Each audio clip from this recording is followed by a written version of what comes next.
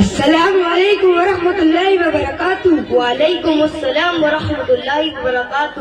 ارے ارشان بھائی، آپ لوگ اتنے صبح صبح کہاں پر جا رہے ہیں؟ سب خیریت تو ہے؟ جی الحمدللہ یاز بھائی، اللہ کا شکر ہے، ہم لوگ ٹھیک ہیں۔ ہم پاسی کے مکتب سعادت دارین میں تعلیم حاصل کرنے کے لیے جا رہے ہیں۔ ارے ارشان بھائی، آپ دینی تعلیم حاصل کرتے ہو؟ جی الحمدللہ یاز بھائی۔ ارے ارشان بھائی، آپ کے مکتب میں کیا کیا پڑھایا جاتا ہے؟ ایاز بھائی، ہمارے مکتب میں نورانی قاعدہ، حفظ سورہ، دعا اور سنت، عقائد، مسائل، عربی اور بہت کچھ پڑھایا جاتا ہے۔ ارے ارشان بھائی، میں آپ لوگوں سے کچھ سوالات پوچھ سکتا ہوں؟ پوچھیے، انشاءاللہ ہم لوگ اس کا صحیح جواب دینے کی پوری کوشش کریں گے۔ ارے ارشان بھائی، آپ نورانی قاعدہ سنائیے۔ نورانی قاعدہ ناظرہ قرآن تعریف، جس کتاب میں قرآن پڑھنے کے طریقے بتایا جائیں اس کو قاعدہ کہتے ہیں، اور قرآن کو دیکھ کر پڑھنے کو ناظرہ قرآن کہتے ہیں۔ حدیث اللہ کے رسول صلی اللہ علیہ وسلم نے فرمایا، جو شخص قرآن شریف کو اپنے سامنے رکھے یعنی اس پر عمل کرے تو قرآن کریم اس کو جنت میں پہنچا دیتا ہے، اور جو قرآن کریم کو پیٹ پیچھے ڈال دے یعنی اس پر عمل نہ کرے تو قرآن کریم اس کو جہنم میں گرا دیتا ہے۔ جس شخص نے قرآن شریف کا ایک حرف پڑھا اس کے لیے ایک نیکی اور ایک نیکی کا عدل و ثواب 10 نیکی کے برابر ملتا ہے۔ حروف مدہ کا بیان۔ حروف مدہ 3 ہے۔ نمبر 1 الف مدہ، نمبر 2 یا مدہ، نمبر 3 واو مدہ۔ حروف مدہ کو ایک الف کے برابر کھینچ کر پڑھیں گے۔ الف سے پہلے زبر ہو تو الف ہمیشہ مدہ ہوتا ہے، جیسے وا الف زر با۔ یا ساکن سے پہلے زیر ہو تو یا مدہ ہوتا ہے، جیسے با یا زیر بھی۔ با ساکن سے پہلے پیش ہو تو واو مدہ ہوتا ہے، جیسے با وا پیش بھی۔ کھڑا زبر کھڑی زیر الٹا پیش کو ایک الف کے برابر کھینچ کر پڑھیں گے۔ کھڑا زبر الف مدہ کے برابر ہوتا ہے، جیسے وا کھڑا زبر با وا الف زر با۔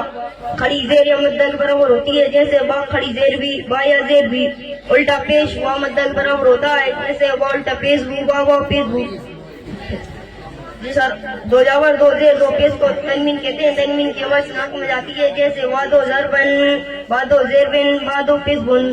جیسا رخ پر دو زبر ہو اس کے بعد الف لکھا جاتا ہے۔ ارے انس بھائی، آپ دعا سنت سنائیے۔ دعا سنت تعریف، دعا سنت اللہ سے مانگنے دعا اور ہمارے نبی صلی اللہ علیہ وسلم کے طریقوں کو سنت کہتے ہیں۔ حدیث اللہ کے رسول صلی اللہ علیہ وسلم نے فرمایا، سب سے بہتر طریقہ حضرت محمد صلی اللہ علیہ وسلم کا طریقہ ہے۔ حدیث نمبر 2، نبی کریم صلی اللہ علیہ وسلم کا ارشاد ہے کہ اللہ تعالیٰ کے یہاں سب سے پسندیدہ عمل دعا ہے۔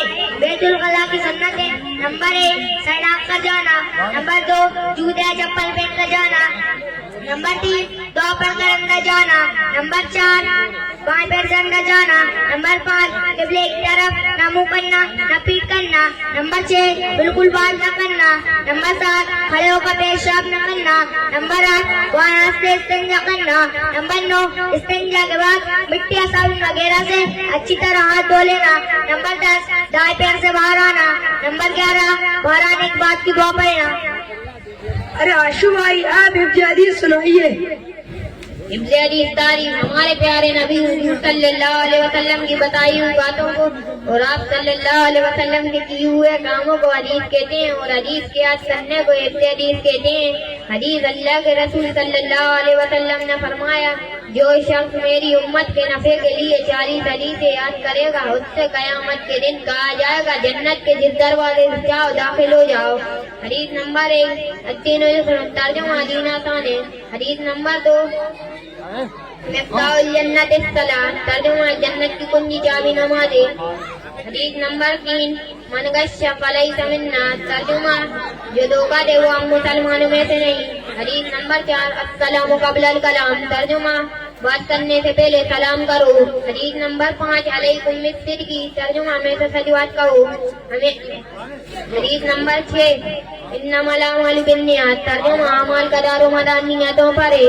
حدیث نمبر 7 الطور شطر الایمان، ترجمہ باقی آدھا ایمان ہے۔ حدیث نمبر 10 حدیث نمبر 8 من انتہا بنوۃ فلیس منا، ترجمہ جو دھوکہ دے وہ ہم مسلمان، جو کسی دوسرے کی چیز چھین کر لے وہ ہم مسلمانوں میں سے نہیں۔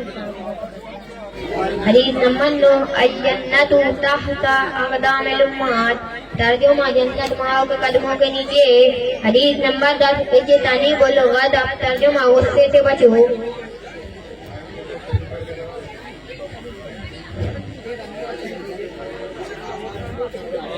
अरे निहाल भाई आप मसाइल सुनाइए। मसाइल तारीफ मसाइल दीन की वो बातें जिनमें अमल का तरीका सही और गलत होना बताया जाए उसको मसाइल कहते हैं।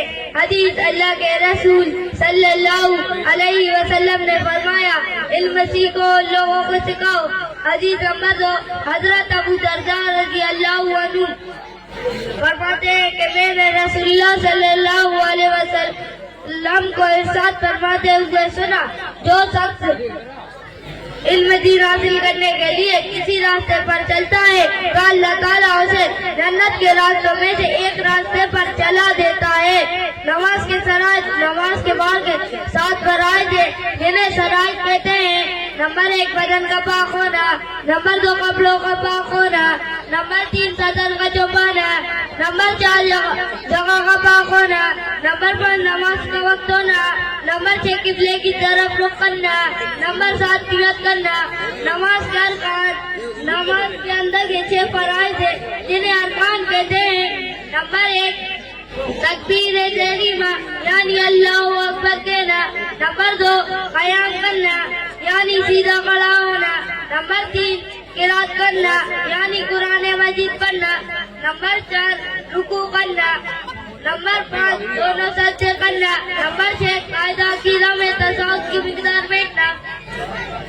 अरे अल्पेश भाई आप बयान दुआ सुनाइए। बयान और दुआ तारीफ बयान और दुआ दीन की बातें लोगों के सामने पेश करने को बयान कहते हैं और अल्लाह से मांगने को दुआ कहते हैं। हदीस अल्लाह के रसूल सल्लल्लाहु अलैहि वसल्लम ने फरमाया मेरी बातें लोगों तक पहुँचाओ अगर से एक ही आए तो।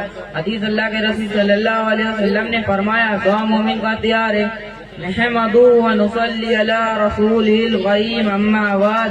मोहतरम बुजुर्गों और दोस्तों अल्लाह का बहुत बड़ा फजल करम है जिसने हमें ईमान की दौलत से नवाजा। ये बहुत बड़ी दौलत है, दुनिया में इससे बढ़कर कोई दौलत नहीं। पूरी दुनिया का निजाम सिर्फ ईमान वालों की बुनियाद पर